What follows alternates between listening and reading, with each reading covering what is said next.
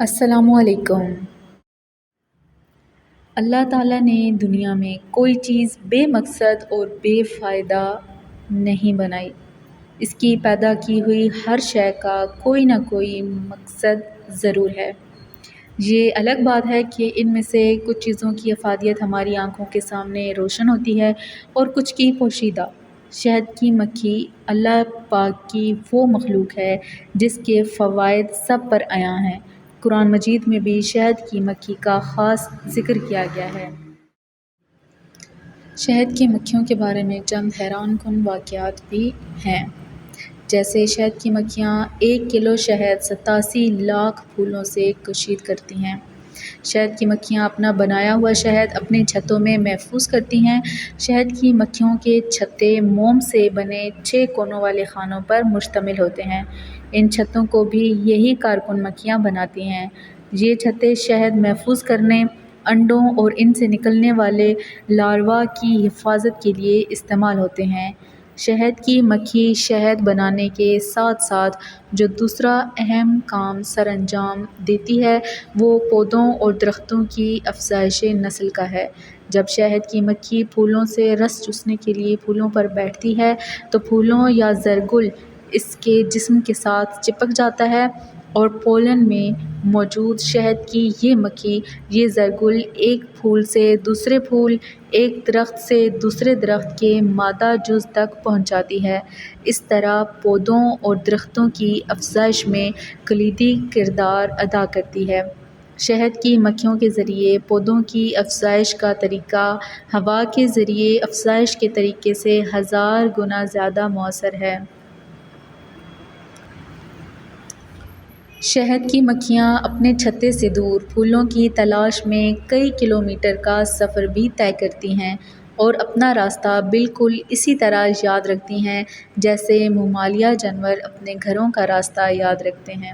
شہد کی مکھی کو اللہ پاک نے اپنی حفاظت کے لیے ایک حفاظتی ہتھیار یعنی ڈنک کی صورت میں عطا کیا ہے۔ شہد کی مکھی جب اپنے آپ کو یا اپنے گھر کو خطرے میں پاتی ہے تو یہ حملہ آور پر اپنے ڈنک سے وار کرتی ہے۔ ڈنک مارنے کے بعد یہ اپنی زبان میں مخصوص پیغام اپنی ساتھ کی مکھیوں کو دیتی ہے اور اس کی ساتھ والی مکھیاں بھی حملہ آور پر ٹوٹ پڑتی ہیں، اور یہ تو ہم نے اکثر دیکھا ہے۔ شہد کی مکھیاں اگر زیادہ تعداد میں ڈنک ماریں تو یہ جان لیوا بھی ثابت ہو سکتا ہے۔ شہد کی مکھی ڈنک مارنے کے کچھ دیر بعد مر جاتی ہے۔ اللہ کی یہ حیران کن تخلیق اس پاک پروردگار کی بنائی ہوئی کائنات کے ذرے ذرے پر غور و فکر کی دعوت دیتی ہے۔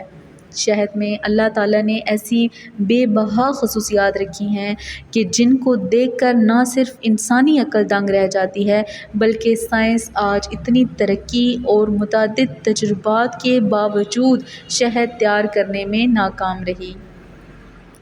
شہد اور مکھیوں کی خاصیت: شہد کو نہ صرف کھانے کے بعد میٹھے کے طور پر استعمال کیا جاتا ہے جبکہ مختلف ممالک میں اسے مختلف قسم کی بیماریوں کے توڑ کے طور پر استعمال کیا جاتا ہے۔ شہد کی ایک خاصیت یہ بھی ہے کہ اگر شہد کی مکھی پورے قدرتی عمل سے شہد تیار کر لے تو پھر وہ 1000 سال بھی پڑا رہے تو نہ تو وہ خراب ہوتا ہے اور نہ ہی اس کے ذائقہ میں ذرا برابر بھی فرق آتا ہے، جبکہ اس قسم کے شہد میں رکھی گئی کوئی چیز بھی خراب نہیں ہوتی۔ شہد کی مکھیوں کی ایک اور خاصیت یہ بھی ہے کہ یہ دوسرے کیڑے مکوڑوں اور جانوروں کی طرح کبھی بھی آپس میں لڑتی نہیں ہیں بلکہ آپس میں محبت اور منظم طریقے سے رہتی ہیں۔ شہد مادہ مکھیاں بناتی ہیں جس کے لیے تقریباً 30,000 کی فوج مقرر ہوتی ہے۔ 30,000 کی فوج! مکھیوں کی ایک جماعت آس پاس اور دور دراز کے علاقوں میں شہد کے ذرا دے کر آتی ہے۔ شہد کے ذرا دے کر آنے والی مکھیاں مخصوص حرکات کے ذریعے سے ساتھی مکھیوں کو راستہ بتاتی ہیں کہ کس سمت میں اور کتنا سفر کرنا ہے۔ شہد کی مکھی جس راستے سے گزرتی ہے وہاں کے پھولوں کی خوشبو کو اپنی یادداشت میں محفوظ کر لیتی ہے اور اپنے پیٹ میں شہد جمع کر کے اسی یادداشت کے ذریعے ٹھکانے پر پہنچ جاتی ہے۔ جب مکھیاں چھتے کے پاس پہنچتی ہیں تو وہاں پر شہد کی کوالٹی چیک کرنے والی ٹیم کے اراکین موجود ہوتے ہیں، اور جو مکھی کوئی مضر صحت چیز اپنے ساتھ چھتے میں لے کر جانے کی کوشش کرتی ہے تو یہ ٹیم اس کے پر توڑ کر اسے نیچے پھینک دیتی ہے۔ اس طرح سے صرف خالص شہد ہی چھتے میں جمع ہوتا ہے، جسے ہم بآسانی حاصل کر کے اپنی ضروریات کے مطابق استعمال میں لا سکتے ہیں۔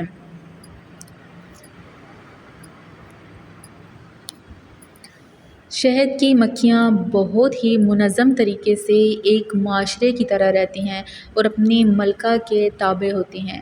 شہد کی ملکہ مکھی روزانہ 15,000 انڈے جبکہ ایک سیزن میں 25 لاکھ انڈے دیتی ہے۔ آئیے شہد کی مکھیوں کی ملکہ کے بارے میں کچھ اور چیزیں آپ کو بتاتے ہیں۔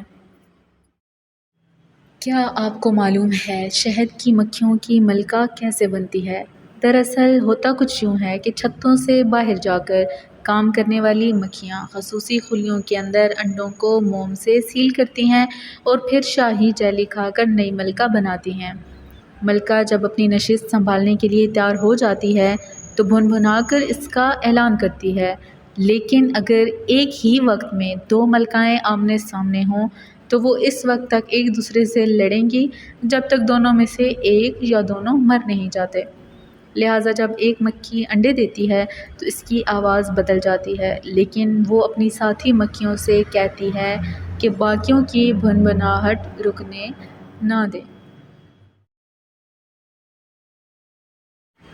سو گائز، یہ تھیں شہد کی مکھیوں کے بارے میں چند معمولی سی اور مختصر سی معلومات۔ اگر آپ میری ویڈیوز کو پسند کرتے ہیں تو پلیز لائک کیا کریں اور کمنٹس میں لازمی بتایا کریں کہ آپ کو میری یہ چھوٹی سی ایفرٹ کیسی لگی ہے۔ امید کرتی ہوں آپ کو بہت پسند آئی ہوگی۔ اتنا وقت دینے کا بہت شکریہ۔ تھینک یو سو مچ۔ اللہ حافظ۔